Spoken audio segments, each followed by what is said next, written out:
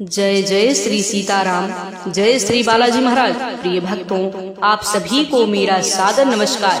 प्रिय भक्तों, जीवन के समस्त प्रकार के विघ्न बाधा व संकटों को हरने वाले परमवीर श्री हनुमान जी महाराज का एक सिद्ध व चमत्कारी मंत्र के बारे में बताने जा रही हूँ, जिस महामंत्र को अगर आपने सच्चे मन से 108 बार या 51 बार या 11 बार सुन भी लिया तो यकीन मानिए स्वयं बजरंग बली जी आपकी बड़ी से बड़ी परेशानियां पल भर में दूर कर देंगे। साथ ही आपकी बड़ी से बड़ी इच्छा व मनोकामना भी पूरी कर देंगे।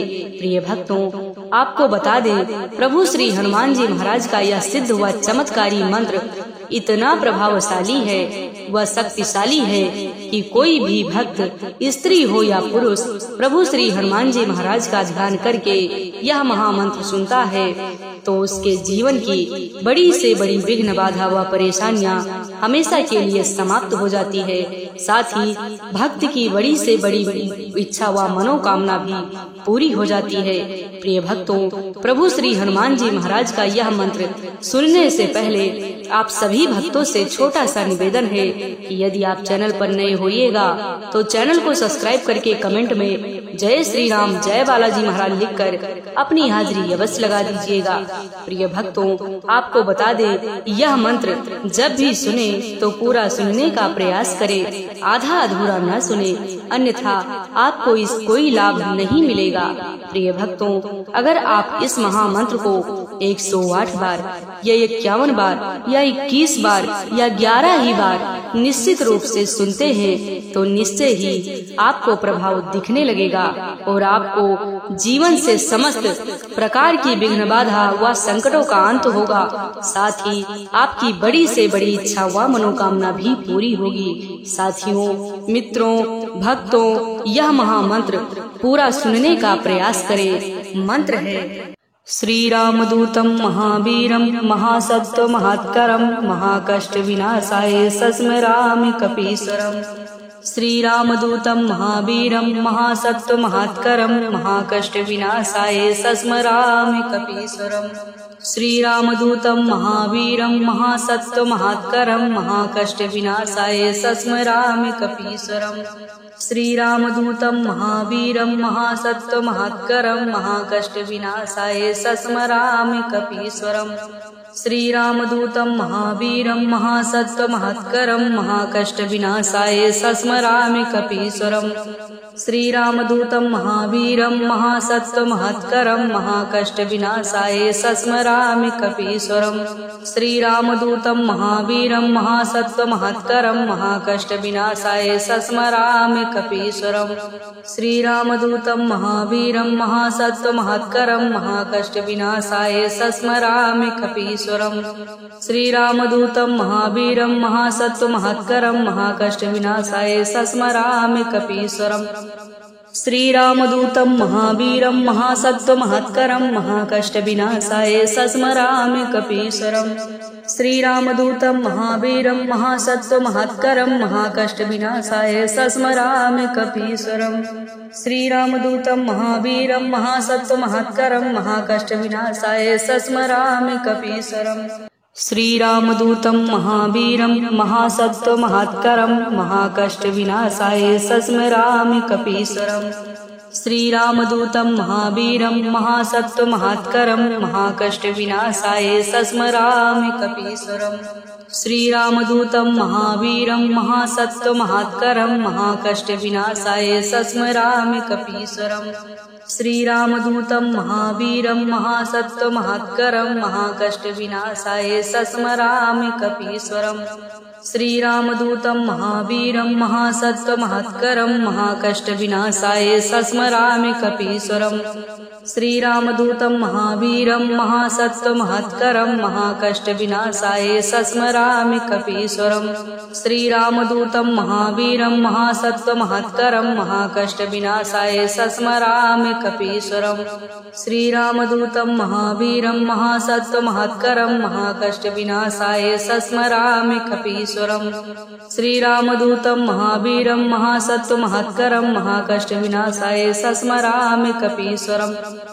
श्रीरामदूतं महावीरं महासत्त्वमहत्करं महाकष्टविनाशाय सस्मरामि कपीश्वरम् श्रीरामदूतं महावीरं महासत्त्वमहत्करं महाकष्टविनाशाय सस्मरामि कपीश्वरम् श्रीरामदूतं महावीरं महासत्त्वमहत्करं महाकष्टविनाशाय सस्मरामि कपीश्वरम् श्रीरामदूतं महावीरं महासत्त्वमहत्करं महाकष्टविनाशाय सस्मरामि कपीश्वरम् श्रीरामदूतं महावीरं महासत्त्वमहत्करं महाकष्टविनाशाय सस्मरामि कपीश्वरम् श्रीरामदूतं महावीरं महासत्त्वमहत्करं महाकष्टविनाशाय सस्मरामि कपीश्वरम् श्रीरामदूतं महावीरं महासत्त्वमहत्करं महाकष्टविनाशाय सस्मरामि कपीश्वरम् श्रीरामदूतं महावीरं महासत्त्वमहत्करं महाकष्टविनाशाय सस्मरामि कपीश्वरम्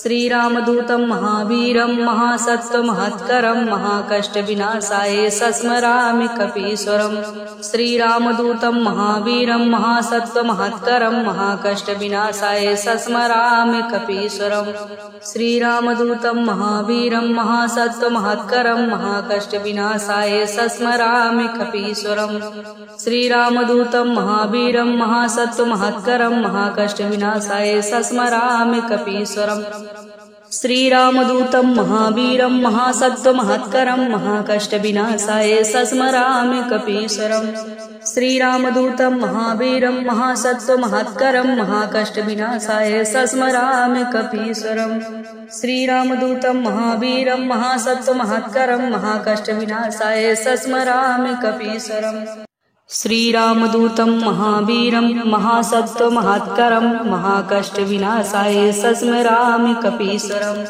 श्रीरामदूतं महावीरं महासत्त्वमहत्करं महाकष्टविनाशाय सस्मरामि कपीश्वरम् श्रीरामदूतं महावीरं महासत्त्वमहत्करं महाकष्टविनाशाय सस्मरामि कपीश्वरम् श्रीरामदूतं महावीरं महासत्त्वमहत्करं महाकष्टविनाशाय सस्मरामि कपीश्वरम् श्रीरामदूतं महावीरं महासत्त्वमहत्करं महाकष्टविनाशाय सस्मरामि कपीश्वरम् श्रीरामदूतं महावीरं महासत्त्वमहत्करं महाकष्टविनाशाय सस्मरामि कपीश्वरम् श्रीरामदूतं महावीरं महासत्त्वमहत्करं महाकष्टविनाशाय सस्मरामि कपीश्वरम्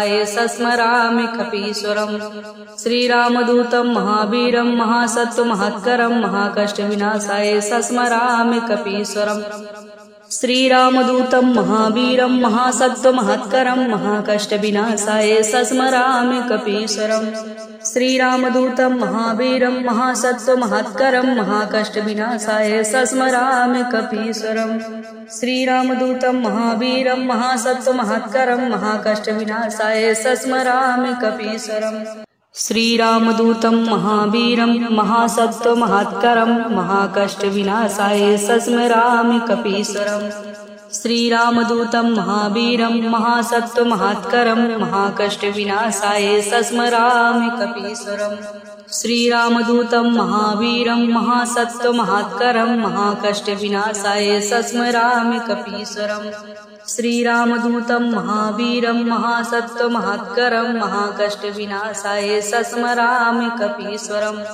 श्रीरामदूतं महावीरं महासत्त्वमहत्करं महाकष्टविनाशाय सस्मरामि कपीश्वरम् श्रीरामदूतं महावीरं महासत्त्वमहत्करं महाकष्टविनाशाय सस्मरामि कपीश्वरम् श्रीरामदूतं महावीरं महासत्त्वमहत्करं महाकष्टविनाशाय सस्मरामि कपीश्वरम् श्रीरामदूतं महावीरं महासत्त्वमहत्करं महाकष्टविनाशाय सस्मरामि कपीश्वरम् श्रीरामदूतं महावीरं महासत्त्वमहत्करं महाकष्टविनाशाय सस्मरामि कपीश्वरम् श्रीरामदूतं महावीरं महासत्त्वमहत्करं महाकष्टविनाशाय सस्मरामि कपीश्वरम्।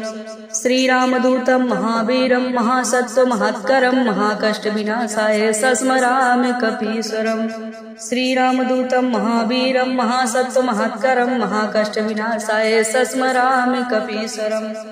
श्रीरामदूतं महावीरं महासत्त्वमहत्करं महाकष्टविनाशाय सस्मरामि कपीश्वरम्। श्रीरामदूतं महावीरं महासत्त्वमहत्करं महाकष्टविनाशाय सस्मरामि कपीश्वरम्। श्रीरामदूतं महावीरं महासत्त्वमहत्करं महाकष्टविनाशाय सस्मरामि कपीश्वरम्। श्रीरामदूतं महावीरं महासत्त्वमहत्करं महाकष्टविनाशाय सस्मरामि कपीश्वरम्। श्रीरामदूतं महावीरं महासत्त्वमहत्करं महाकष्टविनाशाय सस्मरामि कपीश्वरम्। श्रीरामदूतं महावीरं महासत्त्वमहत्करं महाकष्टविनाशाय सस्मरामि कपीश्वरम्। श्रीरामदूतं महावीरं महासत्त्वमहत्करं महाकष्टविनाशाय सस्मरामि कपीश्वरम्। श्रीरामदूतं महावीरं महासत्त्वमहत्करं महाकष्टविनाशाय सस्मरामि कपीश्वरम्। श्रीरामदूतं महावीरं महासत्त्वमहत्करं महाकष्टविनाशाय सस्मरामि कपीश्वरम्। श्रीरामदूतं महावीरं महासत्त्वमहत्करं महाकष्टविनाशाय सस्मरामि कपीश्वरम्। श्रीरामदूतं महावीरं महासत्त्वमहत्करं महाकष्टविनाशाय सस्मरामि कपीश्वरम्। श्रीरामदूतं महावीरं महासत्त्वमहत्करं महाकष्टविनाशाय सस्मरामि कपीश्वरम्। श्रीरामदूतं महावीरं महासत्त्वमहत्करं महाकष्टविनाशाय सस्मरामि कपीश्वरम्। श्रीरामदूतं महावीरं महासत्त्वमहत्करं महाकष्टविनाशाय सस्मरामि कपीश्वरम्। श्रीरामदूतं महावीरं महासत्त्वमहत्करं महाकष्टविनाशाय सस्मरामि कपीश्वरम्। श्रीरामदूतं महावीरं महासत्त्वमहत्करं महाकष्टविनाशाय सस्मरामि कपीश्वरम्। श्रीरामदूतं महावीरं महासत्त्वमहत्करं महाकष्टविनाशाय सस्मरामि कपीश्वरम्। श्रीरामदूतं महावीरं महासत्त्वमहत्करं महाकष्टविनाशाय सस्मरामि कपीश्वरम्। श्रीरामदूतं महावीरं महासत्त्वमहत्करं महाकष्टविनाशाय सस्मरामि कपीश्वरम्। श्रीरामदूतं महावीरं महासत्त्वमहत्करं महाकष्टविनाशाय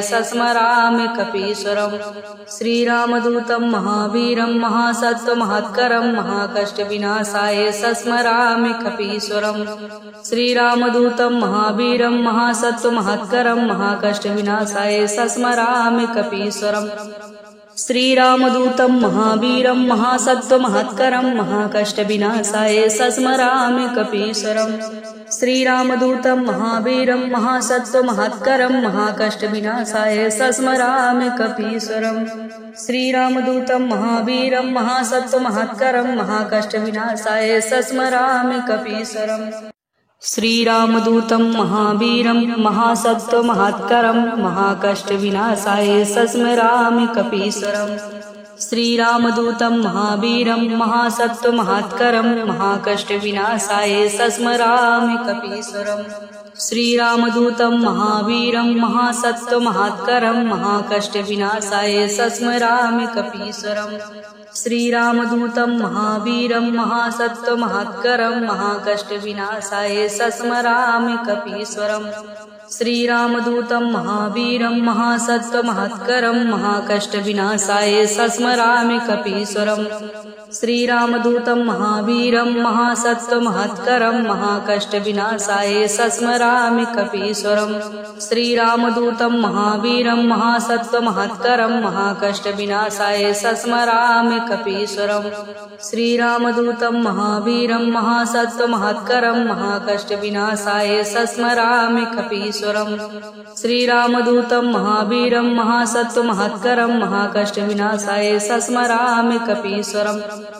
श्रीरामदूतं महावीरं महासत्त्वमहत्करं महाकष्टविनाशाय सस्मरामि कपीश्वरम्। श्रीरामदूतं महावीरं महासत्त्वमहत्करं महाकष्टविनाशाय सस्मरामि कपीश्वरम्। श्रीरामदूतं महावीरं महासत्त्वमहत्करं महाकष्टविनाशाय सस्मरामि कपीश्वरम्। श्रीरामदूतं महावीरं महासत्त्वमहत्करं महाकष्टविनाशाय सस्मरामि कपीश्वरम्। श्रीरामदूतं महावीरं महासत्त्वमहत्करं महाकष्टविनाशाय सस्मरामि कपीश्वरम्।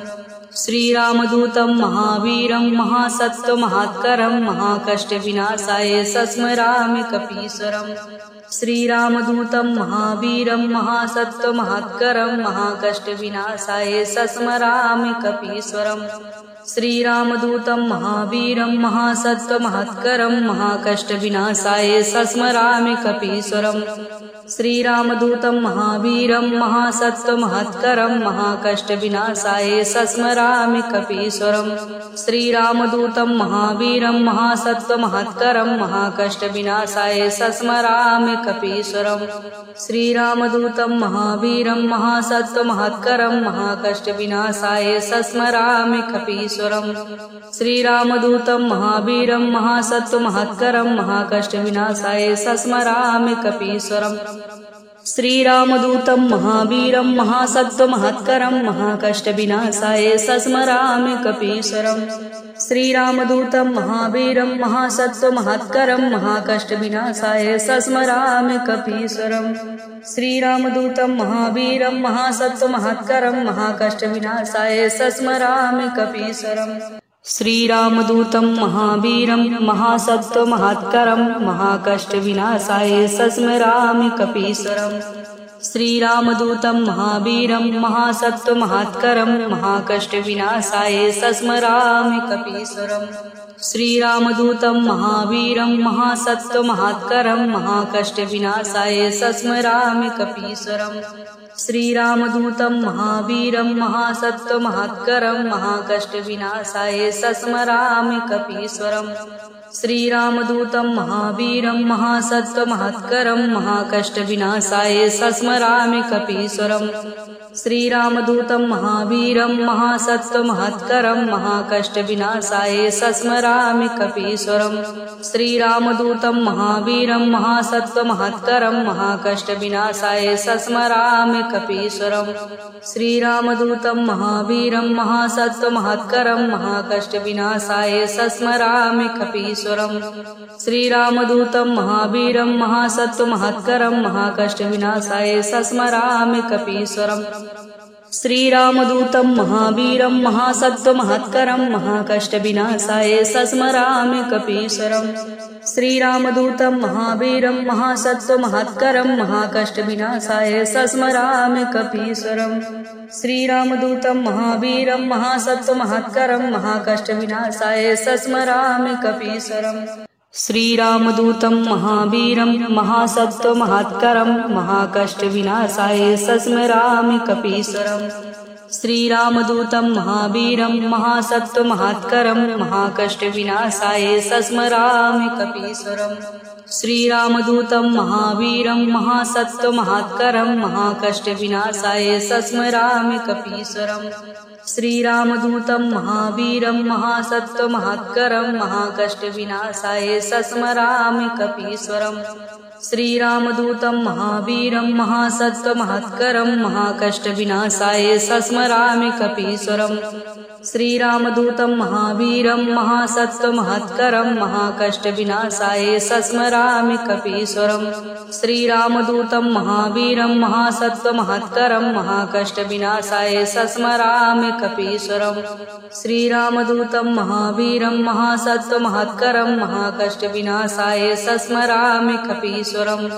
श्रीरामदूतं महावीरं महासत्त्वमहत्करं महाकष्टविनाशाय सस्मरामि कपीश्वरम्। श्रीरामदूतं महावीरं महासत्त्वमहत्करं महाकष्टविनाशाय सस्मरामि कपीश्वरम्। श्रीरामदूतं महावीरं महासत्त्वमहत्करं महाकष्टविनाशाय सस्मरामि कपीश्वरम्। श्रीरामदूतं महावीरं महासत्त्वमहत्करं महाकष्टविनाशाय सस्मरामि कपीश्वरम्। श्रीरामदूतं महावीरं महासत्त्वमहत्करं महाकष्टविनाशाय सस्मरामि कपीश्वरम्। श्रीरामदूतं महावीरं महासत्त्वमहत्करं महाकष्टविनाशाय सस्मरामि कपीश्वरम्। श्रीरामदूतं महावीरं महासत्त्वमहत्करं महाकष्टविनाशाय सस्मरामि कपीश्वरम्। श्रीरामदूतं महावीरं महासत्त्वमहत्करं महाकष्टविनाशाय सस्मरामि कपीश्वरम्। श्रीरामदूतं महावीरं महासत्त्वमहत्करं महाकष्टविनाशाय सस्मरामि कपीश्वरम्। श्रीरामदूतं महावीरं महासत्त्वमहत्करं महाकष्टविनाशाय सस्मरामि कपीश्वरम्। श्रीरामदूतं महावीरं महासत्त्वमहत्करं महाकष्टविनाशाय सस्मरामि कपीश्वरम्। श्रीरामदूतं महावीरं महासत्त्वमहत्करं महाकष्टविनाशाय सस्मरामि कपीश्वरम्। श्रीरामदूतं महावीरं महासत्त्वमहत्करं महाकष्टविनाशाय सस्मरामि कपीश्वरम्। श्रीरामदूतं महावीरं महासत्त्वमहत्करं महाकष्टविनाशाय सस्मरामि कपीश्वरम्। श्रीरामदूतं महावीरं महासत्त्वमहत्करं महाकष्टविनाशाय सस्मरामि कपीश्वरम्। श्रीरामदूतं महावीरं महासत्त्वमहत्करं महाकष्टविनाशाय सस्मरामि कपीश्वरम्। श्रीरामदूतं महावीरं महासत्त्वमहत्करं महाकष्टविनाशाय सस्मरामि कपीश्वरम्। श्रीरामदूतं महावीरं महासत्त्वमहत्करं महाकष्टविनाशाय सस्मरामि कपीश्वरम्। श्रीरामदूतं महावीरं महासत्त्वमहत्करं महाकष्टविनाशाय सस्मरामि कपीश्वरम्। श्रीरामदूतं महावीरं महासत्त्वमहत्करं महाकष्टविनाशाय सस्मरामि कपीश्वरम्। श्रीरामदूतं महावीरं महासत्त्वमहत्करं महाकष्टविनाशाय सस्मरामि कपीश्वरम्। श्रीरामदूतं महावीरं महासत्त्वमहत्करं महाकष्टविनाशाय सस्मरामि कपीश्वरम्। श्रीरामदूतं महावीरं महासत्त्वमहत्करं महाकष्टविनाशाय सस्मरामि कपीश्वरम्। श्रीरामदूतं महावीरं महासत्त्वमहत्करं महाकष्टविनाशाय सस्मरामि कपीश्वरम्। श्रीरामदूतं महावीरं महासत्त्वमहत्करं महाकष्टविनाशाय सस्मरामि कपीश्वरम्। श्रीरामदूतं महावीरं महासत्त्वमहत्करं महाकष्टविनाशाय सस्मरामि कपीश्वरम्। श्रीरामदूतं महावीरं महासत्त्वमहत्करं महाकष्टविनाशाय सस्मरामि कपीश्वरम्। श्रीरामदूतं महावीरं महासत्त्वमहत्करं महाकष्टविनाशाय सस्मरामि कपीश्वरम्। श्रीरामदूतं महावीरं महासत्त्वमहत्करं महाकष्टविनाशाय सस्मरामि कपीश्वरम्। श्रीरामदूतं महावीरं महासत्त्वमहत्करं महाकष्टविनाशाय सस्मरामि कपीश्वरम्। श्रीरामदूतं महावीरं महासत्त्वमहत्करं महाकष्टविनाशाय सस्मरामि कपीश्वरम्। श्रीरामदूतं महावीरं महासत्त्वमहत्करं महाकष्टविनाशाय सस्मरामि कपीश्वरम्। श्रीरामदूतं महावीरं महासत्त्वमहत्करं महाकष्टविनाशाय सस्मरामि कपीश्वरम्। श्रीरामदूतं महावीरं महासत्त्वमहत्करं महाकष्टविनाशाय सस्मरामि कपीश्वरम्। श्रीरामदूतं महावीरं महासत्त्वमहत्करं महाकष्टविनाशाय सस्मरामि कपीश्वरम्। श्रीरामदूतं महावीरं महासत्त्वमहत्करं महाकष्टविनाशाय सस्मरामि कपीश्वरम्। श्रीरामदूतं महावीरं महासत्त्वमहत्करं महाकष्टविनाशाय सस्मरामि कपीश्वरम्।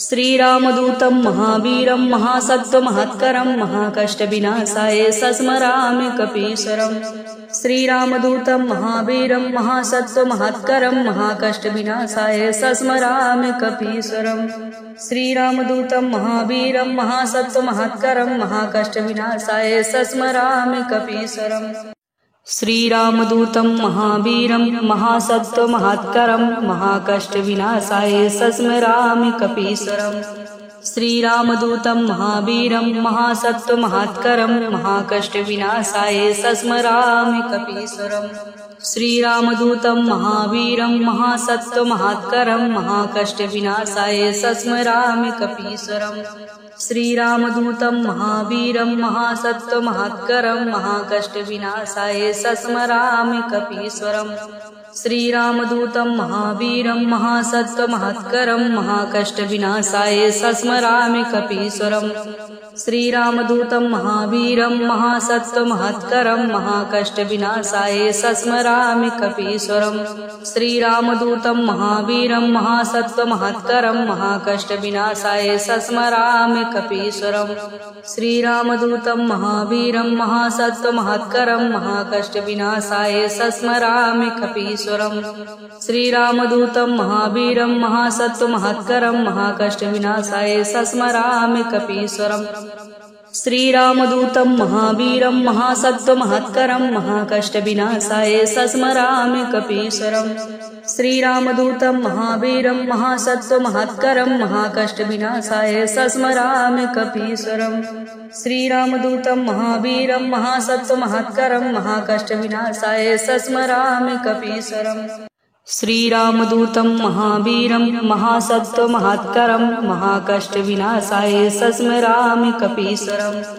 श्रीरामदूतं महावीरं महासत्त्वमहत्करं महाकष्टविनाशाय सस्मरामि कपीश्वरम् श्रीरामदूतं महावीरं महासत्त्वमहत्करं महाकष्टविनाशाय सस्मरामि कपीश्वरम् श्रीरामदूतं महावीरं महासत्त्वमहत्करं महाकष्टविनाशाय सस्मरामि कपीश्वरम् श्रीरामदूतं महावीरं महासत्त्वमहत्करं महाकष्टविनाशाय सस्मरामि कपीश्वरम् श्रीरामदूतं महावीरं महासत्त्वमहत्करं महाकष्टविनाशाय सस्मरामि कपीश्वरम् श्रीरामदूतं महावीरं महासत्त्वमहत्करं महाकष्टविनाशाय सस्मरामि कपीश्वरम् श्रीरामदूतं महावीरं महासत्त्वमहत्करं महाकष्टविनाशाय सस्मरामि कपीश्वरम् श्रीरामदूतं महावीरं महासत्त्वमहत्करं महाकष्टविनाशाय सस्मरामि